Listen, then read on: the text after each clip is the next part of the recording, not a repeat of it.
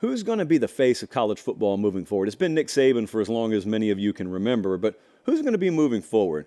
Kirby Smart's in prime position. I don't think we need to overthink the room here. Kirby Smart is sitting at the University of Georgia. In many ways, he has built the program that is the mirror image of Alabama, and any given year is just that much better than Alabama. But at the very least, he did something that, frankly, I didn't think anyone was going to do until Saban retired, and that was build a program that could challenge what Saban had built in Tuscaloosa. Not a team. Okay, we've seen Auburn teams beat Nick Saban before. Auburn's never had remotely the caliber of program that Saban and Alabama have had since he's been there. So Kirby Smart also has been a little more outspoken on issues that extend well beyond just the parameters of University of Georgia football in Athens, Georgia.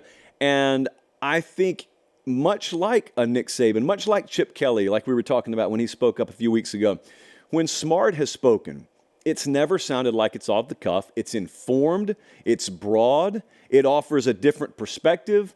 He's not shy. He knows that he has enough equity built up both at Georgia and in the world of college football now that he can afford to say whatever he wants to.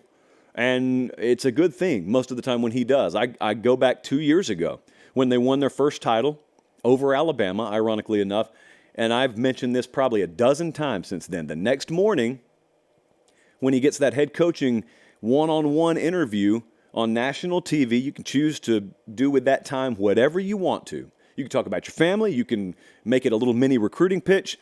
Kirby decided to take that moment to talk about how broken the game was and how many good guys were considering leaving the game because the structure of the sport right now is untenable. That sort of thing's important. That's how you become more than just the face of a program. That's how, in many ways, you become the face of an entire entity, an entire sport. So Kirby's there. Steve Sarkisian's got a good chance. Now, Sark's story, I think, should be shouted from the mountaintops anyway. But Steve Sarkisian, Sark's the head coach at the University of Texas, and he's turned the program around. So anyone who did that at any point was going to be on the very short list to be one of the premier voices and premier faces in college football. But they're about to join the SEC, man. I know people think Texas football's big, because it is. But Texas football was a big boy at a much smaller table, and now they're walking to that head table, and they will immediately command one of the biggest chairs at that table. Don't kid yourself. We've done this. I'm trying to make sure some of you don't embarrass yourselves by thinking that University of Texas is about to walk in and sit over here at the kids' table for a second. No, if anything, they're going to take one of your chairs, and you're going to go sit over there at the kids' table, but they're at the premier table of whatever conference they're in. But if you're the head coach of that program, it's a big deal. Now, unlike some of these other coaches, Sark is still, I'm not saying finding his way or anything like that, but Steve Sarkisian is leading a high-caliber, successful program for the first time, and he's breaking through for the first time. So a lot of the informed opinion that you would get from a Nick Saban or we even get from Kirby, maybe it's down the road a little bit for Sark. And also, look, make no mistake, when you start to speak about overarching issues in our sport, it brings with it a weight of responsibility.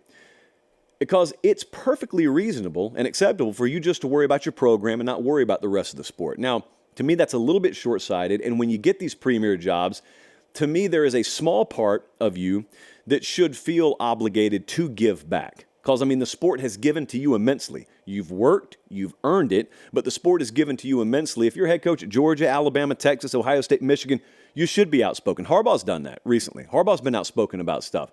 I think you should do that. Sark's got a perfect opportunity to do that. I'll tell you who else does. And who else is about to join a new conference? Dan Lanning, a guy we're going to talk about a whole lot later in the show. Dan Lanning has got a lot to say about the future of this sport. Dan Lanning is going to have a big impact on the future of this sport. You could see a new superpower program emerging with him at the forefront of leading it. There are some doubters about that statement I just made there. And they're doubting because, well, what's he won, really? What's he won, Josh? And my answer is, well, a bunch of football games. Hasn't won a national championship, hasn't won a playoff game, hasn't been to the playoff. It's been 2 years. Where were a lot of these other ultra-successful head coaches 2 years into their program? Blah, blah, blah. The important part, and frankly, one of the reasons he's on this list has a lot to do with what he's done in the last 24 hours. You know, this program, Oregon, is good. I don't think the program has fully realized what it's capable of. And I think you may have the guy there in the head coach's chair that helps it realize and helps it become what it could fully become. Chip Kelly did immense work on that front once upon a time. Dan Lanning could finish what Chip Kelly kind of started there. There were a few coaches in between them that we shan't speak of. But Lanning this morning said some things. Lanning's actions recently have indicated some things about Oregon that previously we would not have bought about Oregon. You would never have bought that Oregon is a premier destination job. You would have bought that it's a really good job. You would not have bought that a guy would turn down premier opportunities to stay at Oregon. But now you have to, because one of them has. His name's Dan Lanning. And if he elevates and starts winning in those premier spots, conference championship, playoff, etc., which I have no doubt he will in time, he's going to be a face of the sport. And that's a Big Ten program now. I mean, Oregon and Washington, both Big Ten programs. I'll tell you another one. While we're on the subject of younger, newer head coaches, Marcus Freeman could be this. Marcus Freeman could absolutely be one of the faces of college football.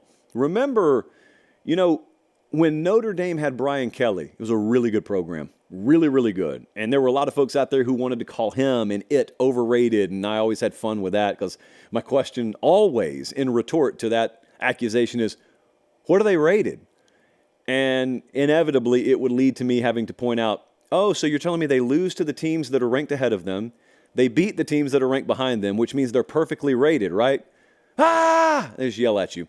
So Marcus Freeman, when he took over, you started to get a little bit of the drumbeat from South Bend that, yeah, we didn't hate Brian Kelly or anything like that, but Brian Kelly always looked at himself as being just as big a blessing to Notre Dame as Notre Dame was to him.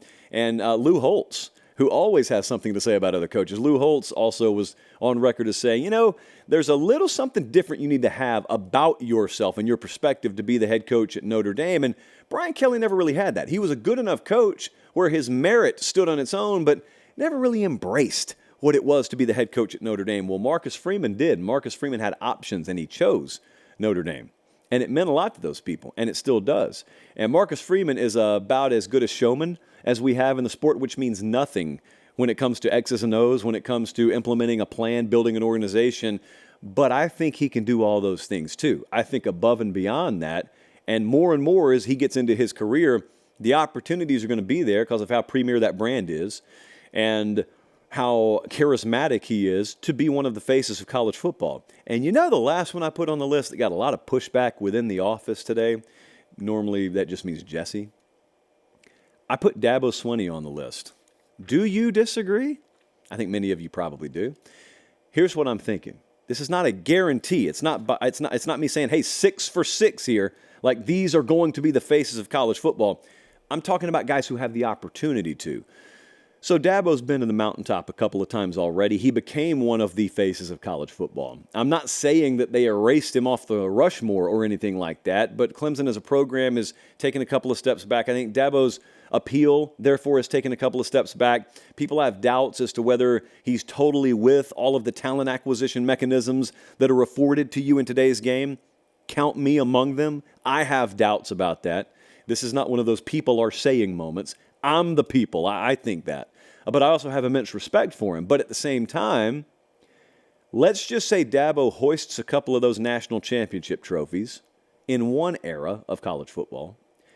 And then he's a little bit slow to adjust to the changes. Totally understandable. He's a little bit slow to come off the principles and values that got him to the mountaintop a couple of times. Again, totally understandable.